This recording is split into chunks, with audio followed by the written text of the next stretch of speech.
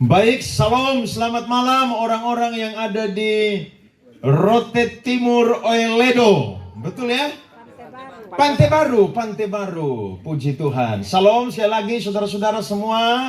Kalau orang Batak bilang Horas, kalau orang Rote bilang Yesus Malole. Amin. Saya orang Rote asli. Jadi saya bukan orang India, bukan orang Aceh, bukan orang Padang. Saya orang Rote asli, saudara-saudara. Bapak saya orang Rote Nembrala, paling barat ya kalau tidak salah ya. Ya, bapak saya dari Nembrala dan mama saya itu dari Dengka Oelua atau Oelaba yang ada di pinggir pantai, saudara-saudara. Tapi saya lahir besar di Kupang ya. Kami 4 saudara. Saya laki-laki sendiri dan 3 perempuan. Saya bersyukur ini kesempatan kedua saya ada bisa di Pantai Baru karena waktu itu kurang lebih 3 tahun yang lalu saya khotbah di mana Pak Menix tempatnya?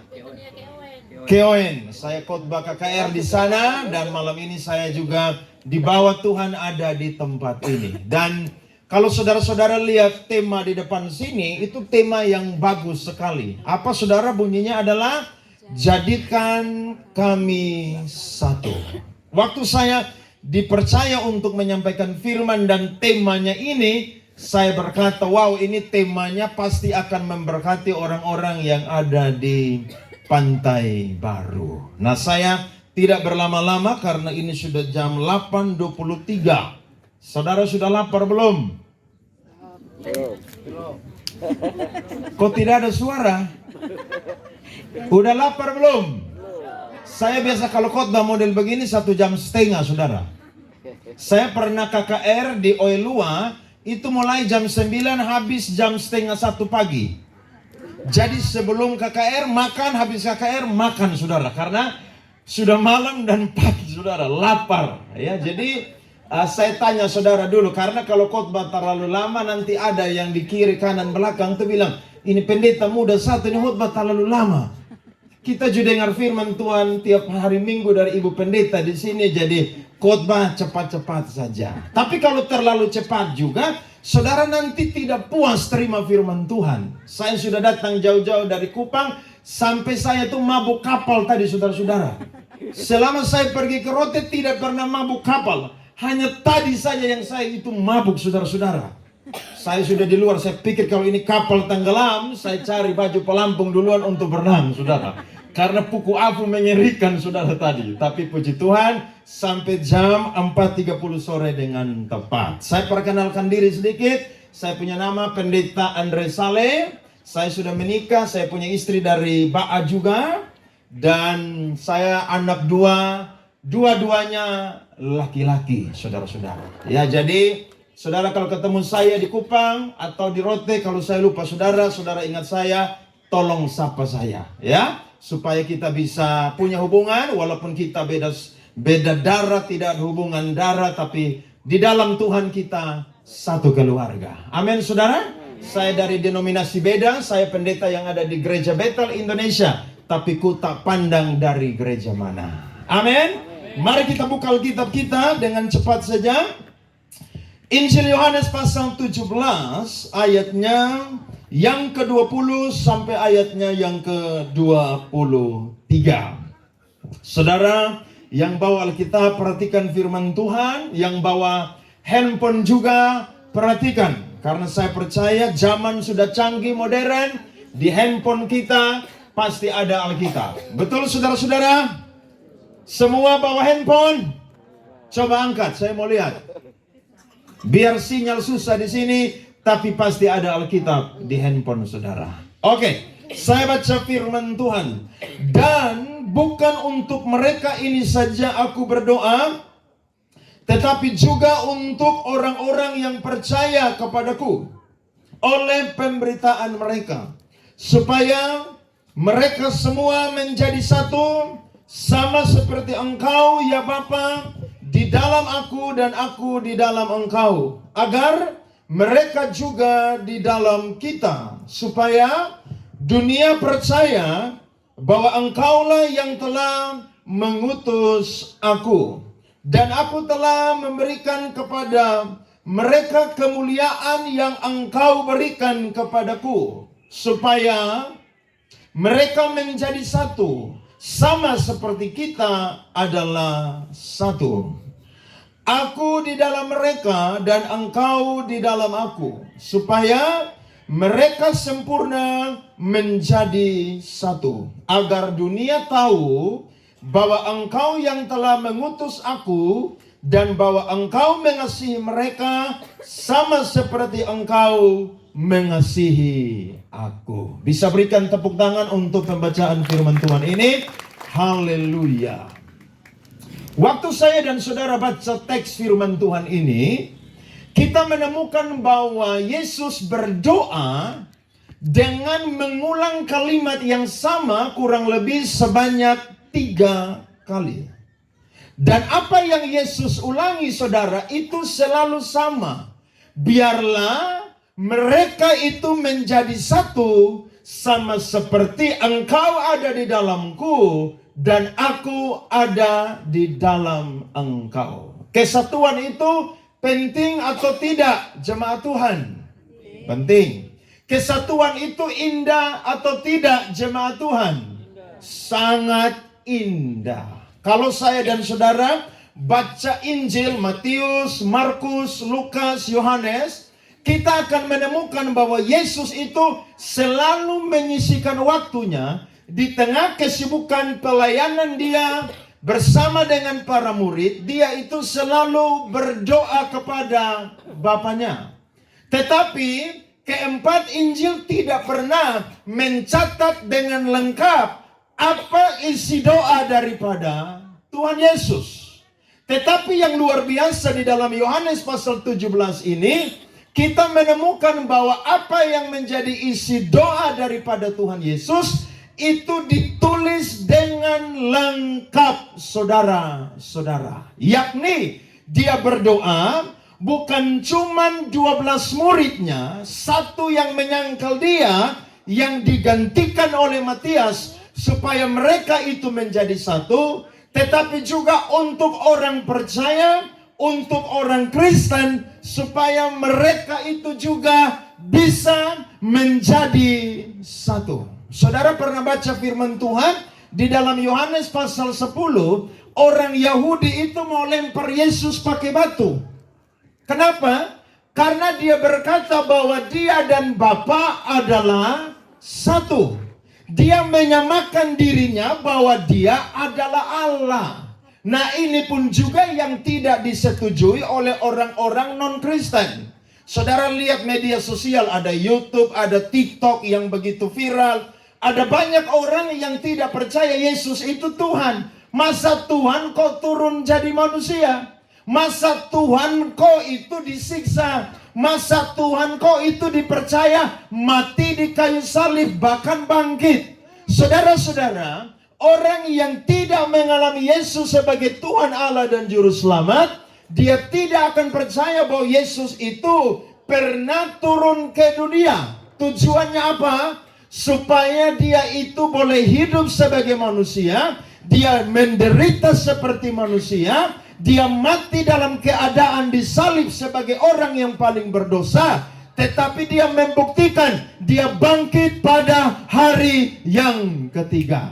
Jadi Tuhan yang kita sembah, yakni Yesus orang Nazaret, dia adalah Allah yang tinggal di surga yang mulia, tapi hanya untuk mau menebus saya dan saudara, mau menyelamatkan kita dari api neraka yang kekal. Dia rela turun ke dunia hanya untuk mau menebus saya dan saudara. Ada amin? Jadi orang bilang, masa kamu punya Tuhan itu kok pernah jadi manusia? Saudara bilang begini, kalau manusia itu jatuh di dalam dosa, maka yang bisa menggantikan manusia itu ditebus dari dosa hanyalah manusia. Saya membagikan 3 berkat untuk kita semua, saudara-saudara. Waktu saya dan saudara bersatu atau menjadi satu, maka ada 3 berkat yang saya dan saudara akan lihat bahkan terima. Yang pertama adalah di dalam kesatuan itu akan ada yang namanya kasih, saudara-saudara. Paulus pernah menuliskan, suratnya kepada jemaat yang ada di Korintus. Dalam 1 Korintus pasal 13 ayat 1 sampai 9. Paulus bilang begini, walau seorang itu bisa berkata-kata dengan bahasa manusia dan bahasa malaikat, tetapi kalau dia tidak memiliki kasih, maka dia itu sama seperti canang yang gemerincing dan gong yang berkumandang. Yang kedua, dia berkata, walau seseorang itu mendapatkan karunia bernubuat, mendapatkan karunia pengetahuan, rahasia-rahasia Allah, bahkan juga dia punya iman yang sempurna, yang bisa berkata kepada gunung-gunung itu pindah, tetapi kalau dia tidak memiliki kasih, maka tidak ada gunanya. Betul saudara-saudara? Yang ketiga, biar seseorang itu membagi-bagikan hartanya, bahkan menyerahkan dirinya untuk dibakar, tetapi kalau dia tidak memiliki kasih, maka itu tidak ada faedahnya. Kasih itu sabar, kasih itu murah hati, kasih itu saudara tidak cemburu, kasih itu tidak pendendam, kasih itu tidak melakukan yang tidak sopan, kasih itu tidak memegahkan diri, bahkan kasih itu tidak yang namanya fokus kepada dirinya sendiri. Jadi waktu saya dan saudara menjadi satu, maka orang akan lihat kita itu saling mengasihi. Betul atau tidak saudara? Lo orang mau lihat kita saling mengasihi, tapi tidak ada kesatuan saudara. Itu bagaimana orang bisa lihat bahwa kita ini jadi satu. Saya punya bapak ini sudah meninggal, tapi saya punya mama saudara sudah pesan jauh-jauh hari.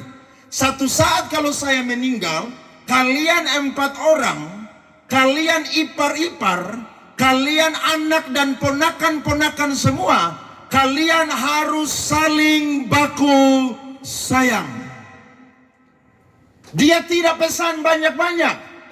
Dia cuma bilang, waktu saya sudah mati, tinggal kalian 4 orang, 4 ipar, ya. Kalian tidak boleh yang namanya hidup terpecah belah. Kalian harus menjadi satu. Karena orang akan lihat saya dan saudara pengikut Yesus, kalau saya dan saudara itu hidup dalam unity atau kesatuan. Orang tidak lihat saya dan saudara rajin gereja terus orang bilang kita ini orang Kristen sejati. Tidak saudara. Tapi kalau ada kesatuan, saya percaya orang akan bilang mereka tuh orang Kristen sejati. Mereka menggenapi doa Yesus karena Yesus rindu supaya mereka menjadi satu. Nah memang untuk menjadi satu nih saudara, itu gampang-gampang susah. Betul atau tidak? Betul kan? Di dalam rumah aja contohnya, bapak atau suami itu adalah kepala, istri adalah leher. Nah kadang-kadang saudara, ini struktur atau hierarki ini membuat di dalam rumah semua keputusan saudara-saudara itu harga mati adalah apa yang diucapkan oleh suami. Suami saudara memang adalah pemimpin. Tetapi saudara tahu, waktu kita belajar Alkitab, Adam itu cari jodoh, tapi Adam itu tidak ketemu-ketemu. Karena dia kasih nama semua binatang, tapi tidak ada yang cocok bagi Adam. Sehingga Tuhan lihat begini, Adam ini tidak baik sendiri. Dia harus dikirim seorang penolong.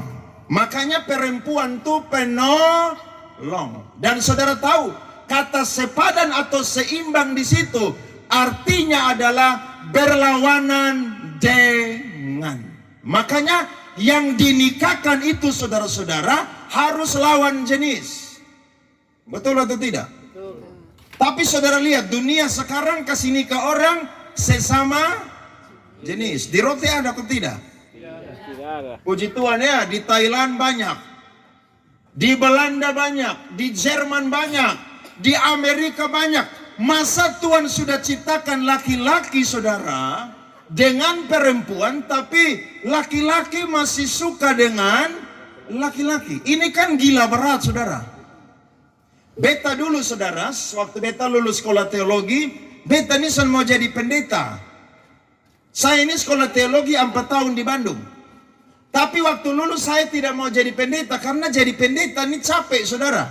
Tiap hari harus baca firman, ya, harus berdoa, harus puasa.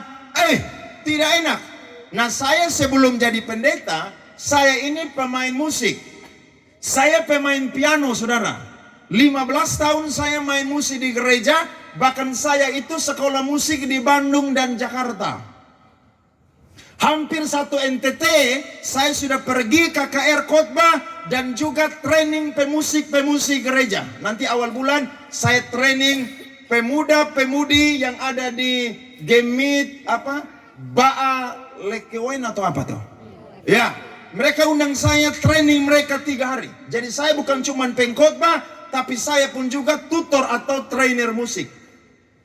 Nah, saudara-saudara, waktu saya ini saudara lulus, saya ini tidak mau jadi pendeta. Saya itu lebih suka jadi anak band. Dan waktu saya di Jakarta saudara, saya itu fitness saudara. Jadi saya ini sudah tinggi saudara, 172, badan bagus saudara-saudara. Saudara tahu yang suka saya bukan cuma perempuan, laki-laki juga suka saya. Saya khotbah di Kupang saudara, bukan cuma di lintas PD Gemit, di kantor-kantor ya, pemerintah, bank saudara. Saya pernah khotbah di satu bank saudara. Waktu pulang saudara, ada satu pegawai di bank itu saudara, dia inbox saya saudara-saudara. Dia bilang, "Salam Pak Pendeta Ganteng, apa bisa kenalan?" Wih, saya seumur juga masih ada yang mengakui ganteng, ya ganteng sedikit lah. Orang roti itu ganteng-ganteng saudara, amin. Loh iya. Waktu saya lihat dia pun foto, wih saya bilang ini cowok agak giri-giri sedap, kenapa? Badan bagus saudara, foto tidak pakai baju, hanya pakai celana umpan saudara. Wah ini kayaknya miring berat nih. Akhirnya saya tidak ladenin saudara. Kenapa? Karena buat saya ini tidak alkitabiah. Ada perempuan-perempuan yang Tuhan sudah kasih laki-laki begini banyak di dunia ini, tapi mereka tidak mau suka laki-laki. Yang suka adalah sesama perempuan. Padahal waktu Tuhan kasih Adam jodoh yakni Hawa sebagai penolong, itu berlawanan dengan. Itu pengertian yang pertama. Pengertian yang kedua berlawanan dengan adalah seseorang yang mampu juga untuk memberikan pendapat, bahkan juga bisa mengambil keputusan. Makanya istri itu saudara sebagai penolong. Saudara yang sudah punya anak pasti pengalaman. Yang bapak-bapak di sini, saudara mampu jaga anak bayi? Ya? Mampu begadang? Oh itu susah saudara. Susah. Yang kerjakan itu yang mampu cuma apa? Perempuan atau ibu. Saya punya anak saudara, lahir saudara, baru begadang 2 bulan, badan turun 6 kilo saudara. Dan saya lihat istri saya memang perempuan tuh penolong. Coba ibu-ibu bilang suami, lu tahu ke sonde beta ini penolong. Bilang sama dia. Bilang.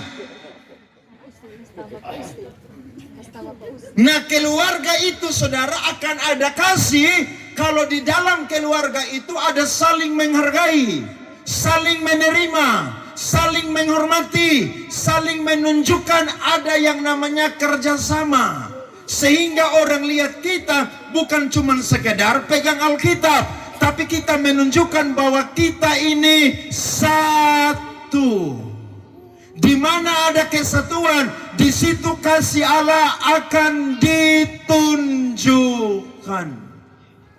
Dan kasih itu saudara, kesatuan itu tidak perlu seragam. Saudara pernah lihat pelangi? Pelangi warnanya satu atau banyak? Coba kalau pelangi warna hitam semua, bagus atau tidak? Woi, saudara bilang dunia udah mau kiamat ini.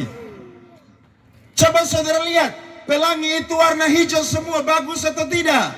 Tidak bagus. Warna merah semua, bagus atau tidak? Tidak. Tapi pelangi itu bagus karena berbeda-beda warnanya. Jadi kesatuan itu tidak perlu sama. Amin.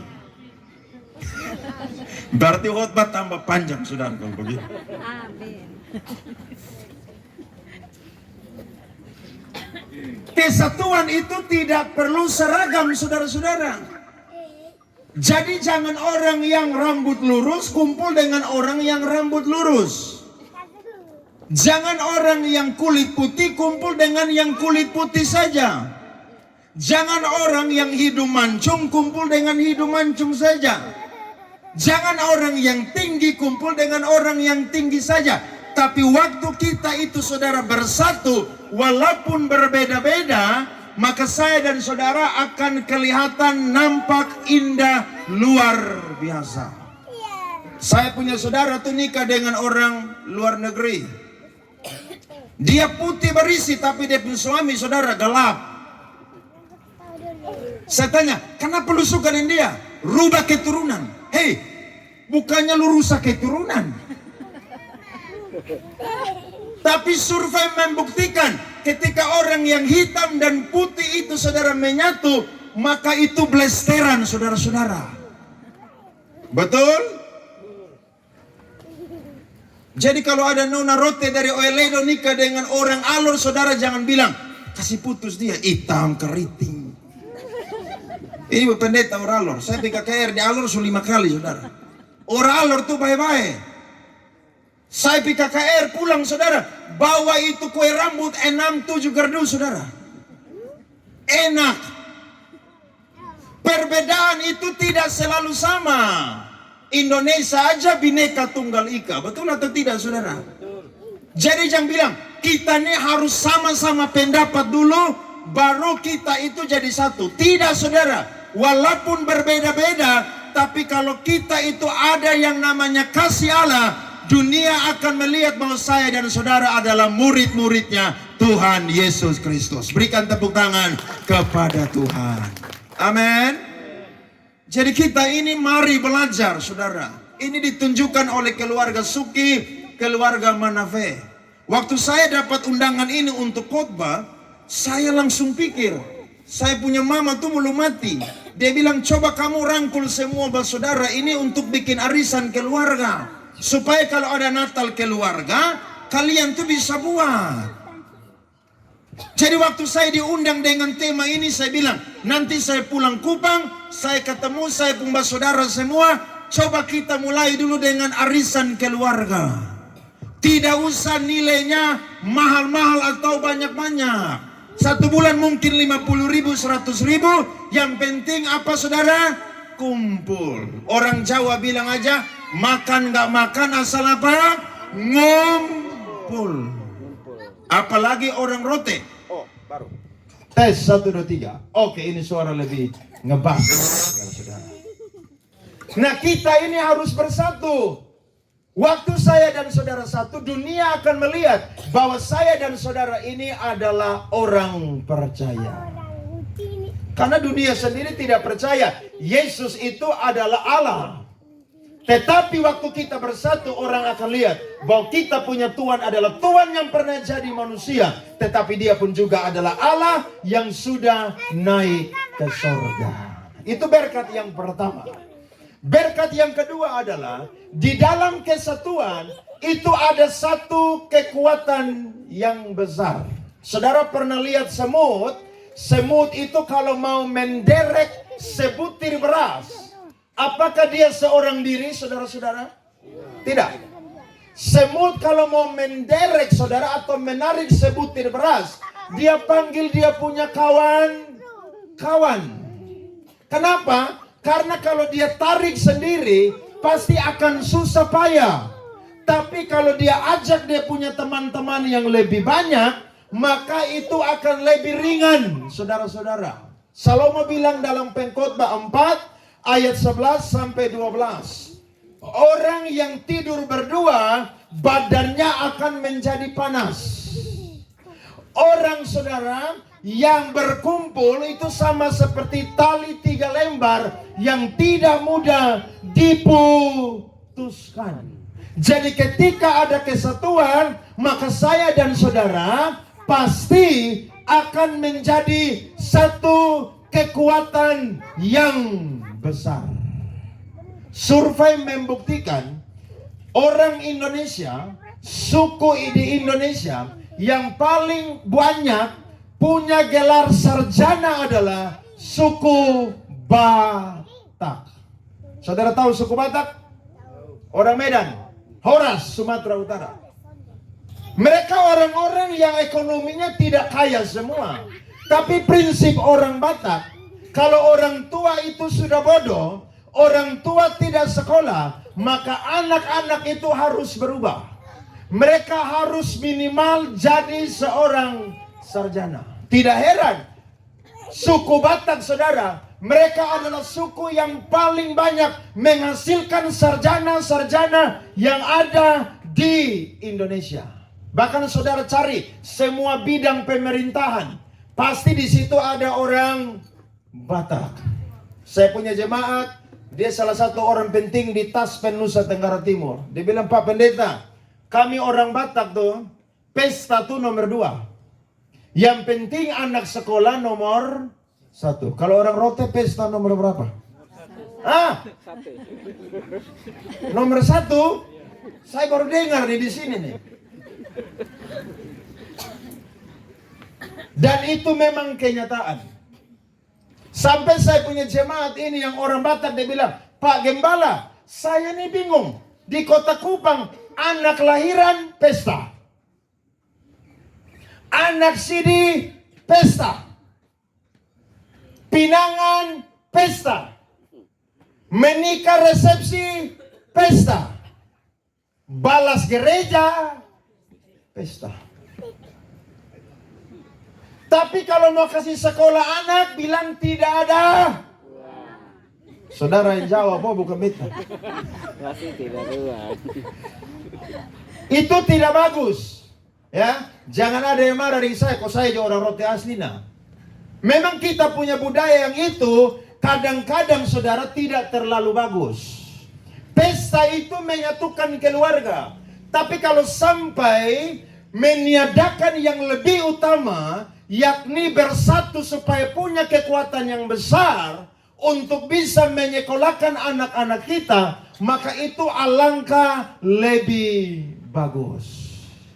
Jadi kalau saudara yang orang tua di sini, bayi-bayi, opa-opa, oma-oma, saudara mau bikin pesta tapi ada anak mau sekolah, mau kuliah, ya, saudara bilang udah nggak usah pesta, kita kumpul uang sama-sama. Kalau orang Rote bilang apa? Tuh, kok apa tuh? Tuh, kita sekolahkan anak-anak. Kasih sekolah anak-anak tidak mau, tapi kalau tuh tulis nama dengan jumlah paling banyak. Saya tidak tahu di sini ya, tapi di Rote Busalangga, Dengka itu budaya agak lain. Saya tidak tahu di sini. Kalau di sana saudara, satu bapak atau ibu datang kasih uang jumlah sekian, maka waktu dia punya anak nikah, lu harus bawa model sama seperti demikian. Kalau tidak, mereka cari di rumah dan uang kasih kembali. Jadi itu uang saudara waktu orang nikah dapat bukan untuk hura-hura, tapi untuk apa? Simpan dan balas. Saya waktu nikah saudara, ada yang kasih uang saudara berjuta-juta. Jadi waktu mereka punya anak nikah saudara, harus apa lagi saudara? Ganti, balas. Itu bagus saudara. Tapi kalau itu bisa dilakukan, maka saya percaya untuk sekolahkan anak pun juga pasti akan apa saudara? Bisa. Jadi jangan bilang kita nih miskin saudara. Biar miskin orang tua, tapi kalau ada kesatuan, saya yakin sedikit-sedikit akan menjadi banyak bukit. Orang Rote itu terkenal dengan salah satu fungsi dan tanggung jawab, yakni ada seorang yang punya posisi sebagai to'o. Siapa di sini yang sudah jadi to'o? Angkat tangan. Laki-laki angkat tangan. 1. Saya jadi to'o Jo. Belum ada yang jadi to'o di sini. Masa saudara belum jadi to'o? Saya yang 40 tahun aja sudah jadi to'o. Ponakan 6 orang. Orang rotet saudara kalau dipanggil to'o, fungsinya to'o, tanggung jawabnya to'o, itu kehormatan yang besar saudara. Kalau saudara punya ponakan perempuan, laki-laki mau datang di rumah, yang paling pertama kali ditemui siapa saudara? Oh saudara, bahaya itu kalau tidak ketemu to'o, jalan buntu saudara. Iya toh? Betul atau tidak? Nyong rote ngomong. Itu penting. Dan waktu saudara, seseorang pria dapat jabatan, tanggung jawab, fungsi sebagai to'o, itu sesuatu yang sangat-sangat dihormati. Tetapi jangan lupa, to'o punya tugas adalah mengasihi, menyayangi, membantu keponakan-keponakan. Jangan ada di sini yang jadi to'o hage. Saudara tahu to'o hage? To'o harap. Oh model kayak begitu saya kasih firman langsung tuh. Waktu dia punya saudara perempuan, punya suami mati, dan kalau dia tidak menikah lagi, maka yang ambil posisi itu adalah siapa saudara? Toh. Saya yakin orang rote di sini pasti lebih tahu. Saya di Kupang saja lebih tahu kok. Nah itu tanggung jawab. Untuk bisa apa? Mengajari, mengayomi, melindungi, bahkan memberi pertanggungjawaban. Dan kalau itu dilakukan, saya percaya generasi kita, anak-anak kita akan menjadi generasi anak-anak yang punya masa depan yang indah di dalam Tuhan. Kenapa? Karena ada satu kesatuan, satu kekuatan yang besar ketika orang-orang itu berkumpul dan menjadi satu. Satu hari ada kawanan merpati terbang cari makanan. Mereka udah terbang dipimpin oleh raja atau ketua mereka. Mereka terbang saudara sudah jauh tapi juga belum dapat makanan. Mereka berkata, "Ya Tuan, ya pemimpin, kita sudah lelah." Tapi pemimpin berkata, "Coba kalian terbang lebih jauh sedikit." Maka mereka terbang saudara-saudara. Akhirnya burung merpati yang paling kecil ini, dia itu terbang agak sedikit lebih lambat supaya bisa melihat makanan. Maka ketika dia terbang dengan lebih lambat, dia melihat bahwa ada saudara beras itu yang berhamburan di sebuah pohon. Apa tuh?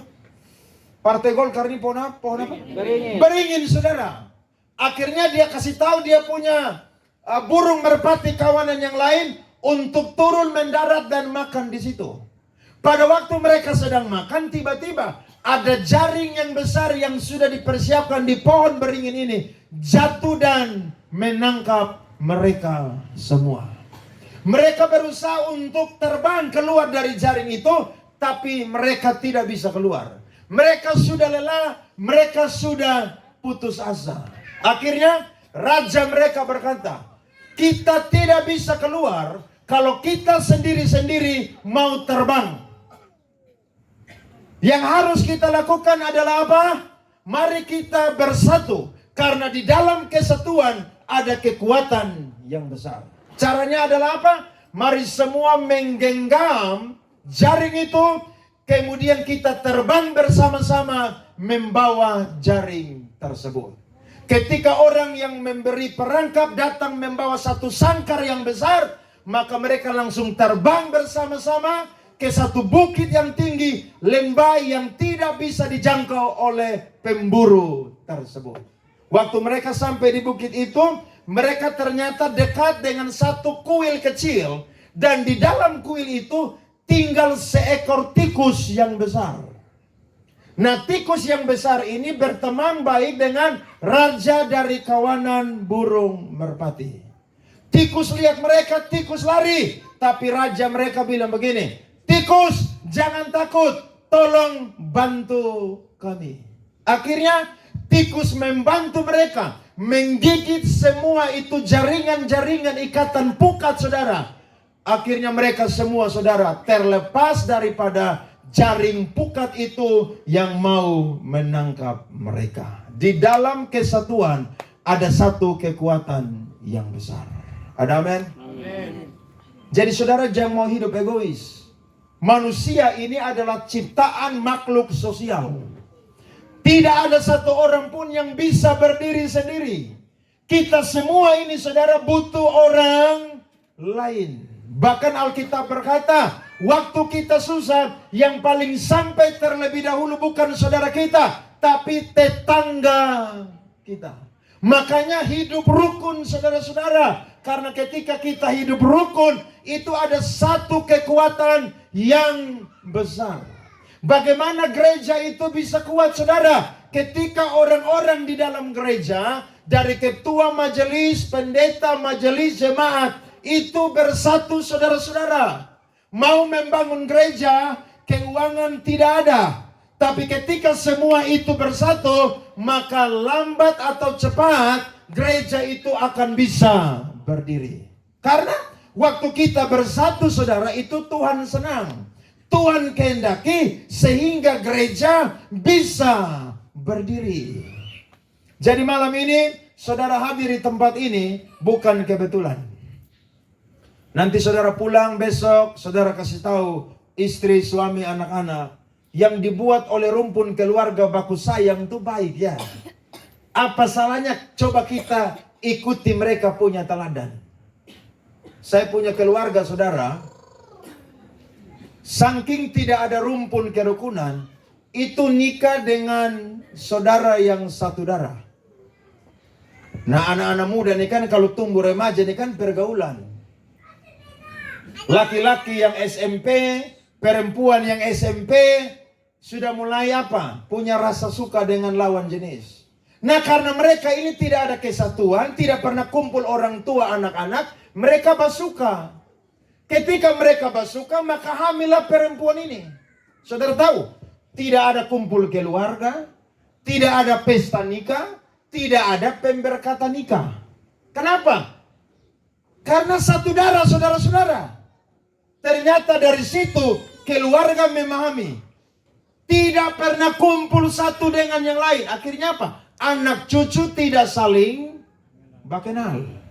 Tapi coba saudara sering kumpul, bikin arisan, Natal sama-sama, makan sama-sama. Saya percaya saling berkenal.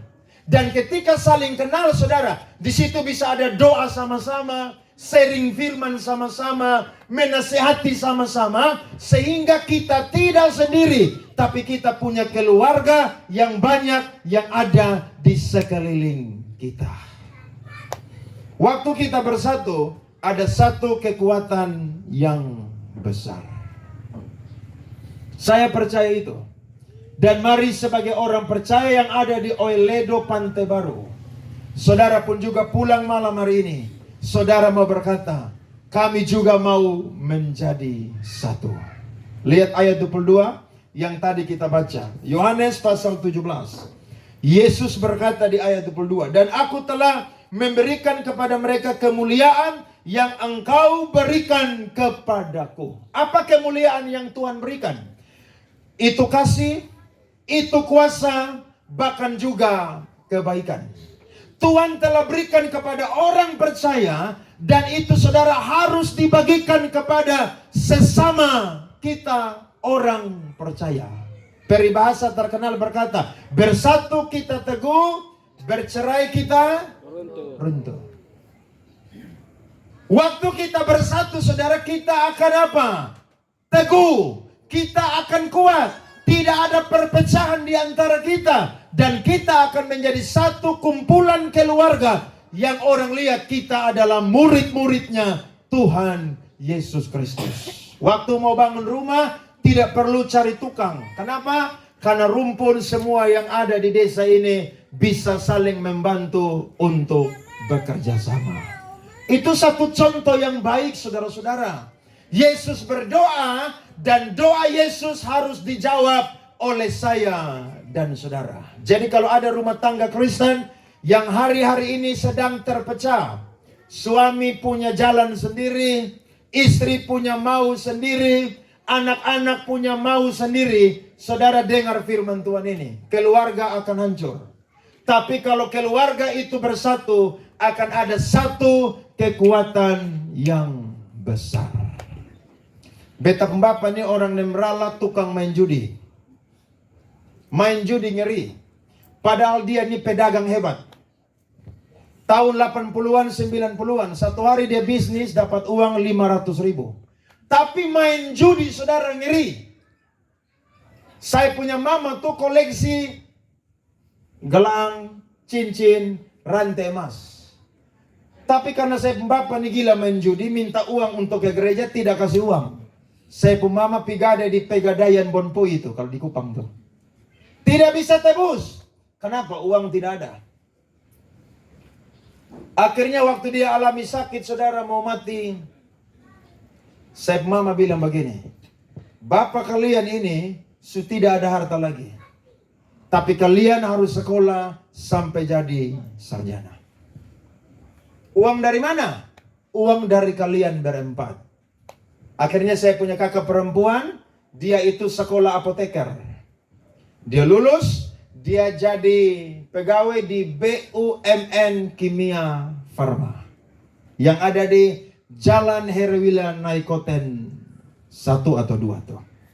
Waktu dia kerja saudara, dia biayai kami yang adik-adik saya, adik perempuan saya, dengan adik bungsu saya. Dia menikah saudara, dia pindah ke Solo, dapat suaminya kerja di bank. Tetap jadi pegawai Kimia Farma. Saya waktu itu sudah di Jakarta, saya sudah mulai kerja, main band. Akhirnya saya bantu saya punya adik yang kuliah di Undana dan juga yang kuliah apoteker di Solo, Jawa Tengah. Tidak ada satu TO, TO, Bapak Kici, Bapak Besar yang bantu pun juga. Makanya kalau saya ingat-ingat, saudara, saya juga ranai, saudara. Memang kotong ini bilang keluarga saja, tapi urusan untuk mau kasih keluar isi dompet nih, itu susah, saudara. Jadi kalau keluarga tuh jangan bilang marga sama, muka sama, saudara. Hati juga harus sama. Ada amin? Jangan giliran anak mau sekolah hilang. Akhirnya kita bantu, saudara. Saya bantu saya punya adik perempuan, dia lulus. Saya bantu saya punya adik perempuan yang kuliah apoteker, dia lulus. Singkat cerita, kami semua menikah.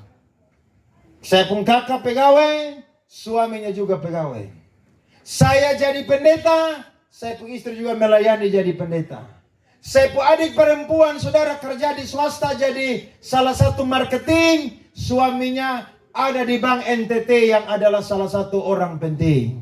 Saya pun adik perempuan jadi PNS di Dinkes Kota Kupang. Dan suaminya juga adalah apoteker, salah satu manajer yang bisa tanda tangan obat. Dan obat itu menyebar ke seluruh Nusa Tenggara Timur. Saudara lihat, uang tidak ada. Tapi waktu kita bersatu, kita mampu, saudara-saudara. Amin, saudara. Jadi jangan bilang, tidak ada. Saya percaya di dalam Tuhan tidak ada yang mustahil. Waktu kita bersatu mengandalkan Tuhan, Tuhan akan bikin perkara mujizat di dalam kehidupan kita. Jadi kalau orang tua tidak berhasil, anak-anak harus berhasil. Tadi saya duduk dengan Bapak Manafe, dia bilang, kalau orang tua petani, anak-anak harus jadi sarjana. Kalau anak-anak jadi sarjana, minimal cucu jadi apa? Master. Kalau cucu jadi master, minimal cece atau cici jadi apa? Jadi doktor. Jadi apa? Saudara punya keluarga itu berubah. Ada amin, saudara? Salah satu derajat manusia yang ditinggikan oleh Tuhan adalah apa? Lewat pendidikan. Saudara kalau tidak sekolah, saudara bodoh, orang injak-injak, saudara. Tapi kalau saudara pintar, orang akan segan dengan saudara. Bagaimana itu bisa terjadi? Walau kita tidak punya apa-apa, waktu kita bersatu, di situ ada satu kekuatan yang besar yang meruntuhkan gunung tembok yang keras yang ada di depan kita. Mau bersatu? Suara kok kecil, saudara udah lapar. Saya udah lapar nih tapi masih khotbah. Mau bersatu? Coba lihat kiri kanan. Mau bersatu nggak? Suami lihat istri, istri lihat suami. Mau bersatu nggak?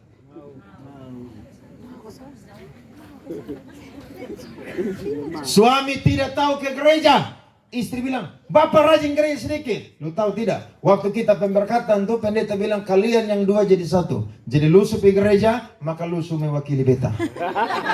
Itu kurang ajar namanya. Ya. Bersatu tuh hati, jiwa, tubuh. Tapi masuk sorga sendiri. Tidak ada istri pegang lupung kaki kanan ada di sorga neraka, kiri di neraka, saudara. Tidak ada. Harus bersatu, amin saudara. Amin. Siapa di sini yang rumah tangganya tidak pernah ada masalah? Coba angkat tangan. Rumah tangga tuh seperti piring dengan sendok dan garpu. Betul atau tidak? Kalau makan bunyi atau tidak? Bunyi. Tapi jangan sampai pecah dan orang tahu itu pecah. Betul tahu Omani Leo semua di sini. Masalah pasti ada, tapi sebagai orang percaya ingat, kalau Bapa dengan Yesus satu, Yesus dengan Bapa satu, maka kita pun juga harus menjadi satu, saudara-saudara. Supaya kita menjawab doanya Yesus. Kemarin sebelum saya berangkat, saya ditelepon oleh salah satu bapak saudara, umur sudah 56 tahun. 56 tahun tuh kalau laki-laki masih muda atau sutua tuh? Sutua ya. Dia telepon nangis-nangis. Dia bilang, Pak Pendeta, beta ini lagi hancur. Saya mau tanya, Bapak ini umur berapa? Saya umur 56 tahun. Wih, Bapak sudah umur juga ya. Masalah apa? Saya punya istri selingkuh. Hai, umur 56 tahun, anak 2 orang sudah sarjana, sudah mau menikah, selingkuh. Di sini ada yang punya pasangan yang lain, coba angkat tangan. Habis ini kita foto sama-sama. Saudara jangan ngaku, saudara pulang, sianida saudara minum. Saya tanya, Bapak kenapa? Pak Pendeta begini. Terus bagaimana? Saya punya istri sepulang, dia pun keluarga. Tidak ingat saya lagi. Tidak ingat saya punya 2 orang anak. Bagaimana keluarganya? Keluarganya juga tidak pernah telepon saya untuk mediasi dan bertemu. Saya tanya, kalau dia pulang, dia mau berdamai, Bapak mengampuni atau tidak? Dia bilang, aduh Pak Pendeta, berat tapi saya harus mengampuni. Saya bilang begini, waktu seorang Kristen menikah, Tuhan bilang tidak boleh ada apa? Perceraian. Yang bisa memisahkan hanya apa saudara? Bahkan Alkitab berkata pada waktu orang menikah, bersukarialah dengan istri masa mudamu, bukan istri mudamu. Lo suami-suami sekarang potong firman, kasih kurang firman. Amin, suami-suami. Saudara jangan belajar sengaja bingung begitu. Karena sekarang perselingkuhan ini tidak pandang usia. Iya. Ada opa-opa umur 65 tahun saudara bisa selingkuh saudara. Oma-oma umur 68 tahun bisa selingkuh. Saya untung jadi pendeta makanya bisa konseling orang dan tahu model begini. Kenapa bisa jadi begitu? Karena dari dalam rumah tangga tidak ada kesatuan. Amin. Kalau ada kesatuan saya yakin perbedaan boleh ada. Tapi pasti juga ada penerimaan antara satu dengan yang lain. Jadi malam hari ini perbaiki hubungan saya dan saudara. Kalau di rumah mulai bertengkar, ya, istri tidur di barat, suami tidur di timur. Pulang dari sini, doa pengampunan sama-sama. Saudara minta belas kasihan Tuhan. Terjadi pemulihan. Saya percaya, saya dan saudara menjawab doanya Tuhan Yesus Kristus. Tuhan tidak ingin ada perpecahan, tapi Tuhan ingin ada yang namanya kesatuan. Dan yang ketiga, yang terakhir, saudara-saudara, betul, ini sudah mau 9:30. Di dalam kesatuan ada berkat Tuhan. Bapak Menik coba tampilkan Mazmur 133 ayat 1 sampai 3. Ini ayat terakhir. Mari kita perhatikan firman Tuhan. Mazmur 133 ayat 1 sampai 3. Mari kita lihat firman Tuhan ini dan kita baca bersama-sama. 1, 2, 3. Nyanyian Siara Daud. Sungguh alangkah baiknya dan indahnya apabila saudara-saudara diam bersama dengan rukun. Ingat, alangkah indahnya. Indah artinya enak dilihat, enak dipandang. Ayat 2 berkata, seperti minyak yang baik di atas kepala meleleh ke janggut, yang meleleh ke janggut Harun dan ke leher jubahnya. Ayat yang ketiga, baca yang keras sama-sama. Seperti embun gunung Hermon yang turun ke atas gunung-gunung Sion. Sebab kesanalah Tuhan memerintahkan berkat kehidupan untuk selama-lamanya. Saudara tidak boleh buang ayat 1 dan pakai ayat 2 dan 3. Saya dan saudara akan mengalami berkat Tuhan kalau kita melakukan ayat yang pertama. Ayat yang pertama bilang apa, saudara? Alangkah indahnya kalau hidup. Saudara jangan sama kayak Israel dan Iran. Ya? Coba kalau perang terus, enak atau tidak? Di sini jarang ada perang ya.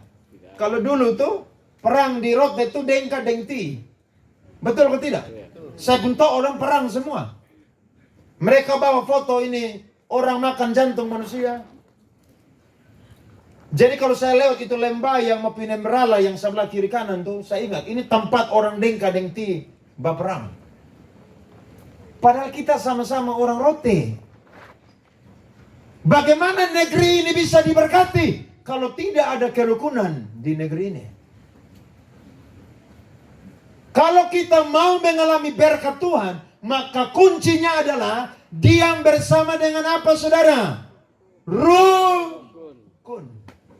Rukun itu artinya kumpul di situ, tidak beranjak kemana-mana, dan di situ ada perdamaian, ada kesepakatan, ada satu hati, ada seia sekata, bahkan ada satu visi di situ. Maka berkat yang pertama yang kita terima, ayat yang kedua, itu seperti minyak yang turun dari atas kepalanya.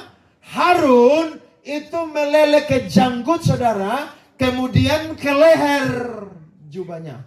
Konteks perjanjian lama, seseorang dikenan oleh Tuhan, dia harus diurapi dengan minyak urapan.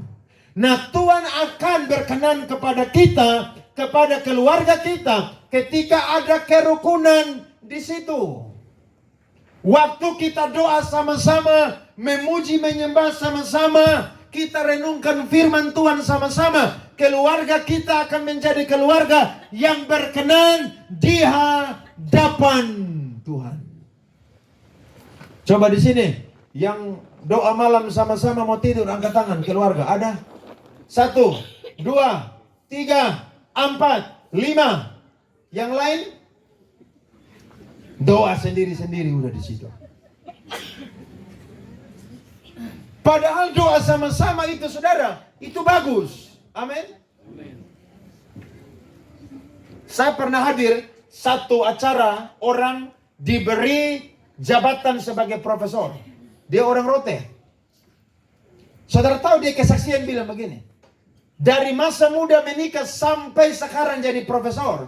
Setiap malam dia dan istri anak-anak selalu doa bersama, baca firman sama-sama, sharing sama-sama. Wih, ini teladan yang luar biasa. Kalau orang datang ke rumah mereka sudah jam 9, itu tidak ada terima tamu lagi, kecuali hari Natal dan Tahun Baru. Kenapa?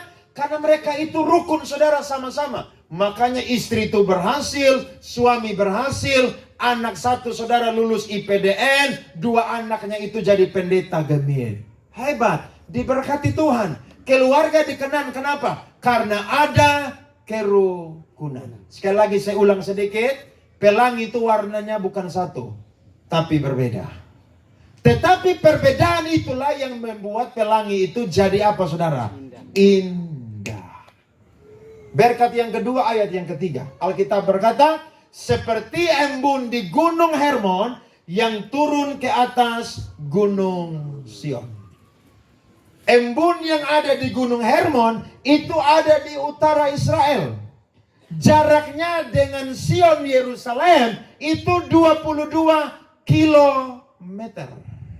Tetapi karena Tuhan tahu bahwa berkat akan dicurahkan kepada orang yang hidup rukun, maka biar itu berkat jaraknya jauh, tapi Tuhan pasti akan kirim sampai kepada tujuannya. Berarti kalau kita mau diberkati saudara-saudara, berkat dari mana saja Tuhan bisa kirim untuk kita. Amin saudara. Amin. Jadi jangan bilang, aduh tidak ada masa depan buat anak-anak kita. Tidak. Orang tua suami istri sepakat. Karena Yesus bilang, kalau 2 orang sepakat, minta apa saja, pasti Tuhan akan berikan. Jadi biar saudara susah orang kampung, desa, uang tidak ada. Tapi kalau saudara punya cita-cita yang tinggi, saya percaya. Seperti gunung Hermon yang punya embun, Tuhan bisa utus pindahkan. Pergi ke gunung-gunung Sion yang ada di Yerusalem. Yang jaraknya sangat jauh. Karena orang percaya selalu pegang firman Tuhan. Apa yang tidak pernah dilihat oleh mata, tidak pernah didengar oleh telinga, tidak pernah timbul dari dalam hatinya, disediakan Allah bagi dia karena dia mengasihi Allah. Jadi mau diberkati? Mau diberkati? Mau diberkati? Hidup rukun. Ya, jadi satu. Perbedaan bisa ada, bahkan ada tiap hari. Tapi jangan jadikan itu saya dan saudara terpecah belah. Tapi itu jadi alasan terkuat saya dan saudara bergandengan tangan menjadi satu. Di situ berkat Tuhan akan dicurahkan. Saya tutup dengan satu kisah nyata, saudara-saudara. Ada seorang suami istri tinggal di daerah Kabupaten Cirebon, Jawa Barat. Suaminya seorang supir, istrinya seorang pencuci pakaian. Waktu mereka menikah, mereka sepakat bahwa setelah kita menikah, maka setiap hari Kamis ada doa dan puasa di gereja. Kita harus ikut ibadah doa dan puasa pergumulan di gereja. Dan tahukah saudara, ibadahnya jam 1 siang. Suaminya pekerjaan cuma sopir angkot, mamanya tukang cuci orang punya pakaian. Tapi mereka sepakat, biar kita miskin, tapi kalau kita sepakat rukun, kita minta kepada Tuhan, anak-anak kita akan punya masa depan yang luar biasa. Mereka lakukan itu. Dia punya teman-teman yang sesama sopir bilang begini, kamu ini bodoh banget. Justru jam 1 tuh jam anak sekolah keluar. Angkutan dapat penumpang banyak. Masa kamu pergi ke gereja, ibadah tuh hari Minggu aja. Dia bilang tidak, saya dengan istri sudah sepakat. Setiap hari Kamis jam 1 siang sampai jam 3 sore kami harus ada di gereja untuk ikut doa dan pergumulan. Singkat cerita, mereka punya anak besar. Bapaknya pekerjaan apa tadi saudara? Supir. Supir, gaji besar atau kecil? Kecil. Cuci pakaian gaji besar atau kecil? Kecil ya, bahkan orang bilang hina. Tapi karena mereka percaya di dalam kerukunan pasti ada mujizat Tuhan. Anak-anak mereka tumbuh besar. 2 laki-laki, 1 perempuan. Saudara tahu? Dia punya anak yang pertama cita-cita ingin menjadi dokter. Uang dari mana saudara? Saudara pikir kuliah dokter itu murah? Masuk aja saudara bisa 500 miliar. Saudara jual tanah di ini Pantai Baru juga tidak bisa tuh. Belum dia punya SPP, tidak mungkin. Tapi dia dan istri percaya, kalau kita lakukan bagian kita, Tuhan sanggup melakukan bagiannya. Singkat cerita, mereka ketemu dengan salah satu orang kaya yang pergi gereja di gereja mereka, ibadah. Akhirnya orang kaya ini digerakkan oleh Tuhan untuk kenalan dan bercerita. Akhirnya orang kaya ini bilang begini, Pak, anak Pak yang nomor 1, saya akan biayai untuk sekolah dokter. Ingat Amsal bilang begini, yang membuat orang kaya dan miskin bertemu, itu siapa saudara? Tuhan. Yang membuat orang kaya dan miskin bertemu, itu siapa saudara? Tuhan. Jadi Tuhan itu bisa kasih berkat dari mana aja saudara. Bisa. Dia punya anak yang pertama kuliah dokter. 3 tahun kemudian dia punya anak nomor 2 pengen jadi dokter juga. Maka orang kaya ini saudara berkata, sudah, saya yang tanggung juga dia punya biaya kuliah untuk sekolah dokter. Dia punya kakak lulus, koas, jadi dokter. Dia punya adik lulus, saudara, koas, jadi dokter. Sisa mereka 2 punya adik, saudara, laki-laki yang bungsu. Bapak mamanya tanya, kamu mau jadi apa? Saya mau jadi pengusaha. Wih, jadi pengusaha kan modal harus besar, saudara. Tapi tahukah saudara, dia punya kakak berdua yang sudah jadi dokter. Donatur dia, biayai dia jadi pengusaha. Dan tahukah saudara, mereka punya adik laki-laki yang bungsu. Itu jadi pengusaha besar yang ada di Kabupaten Cirebon.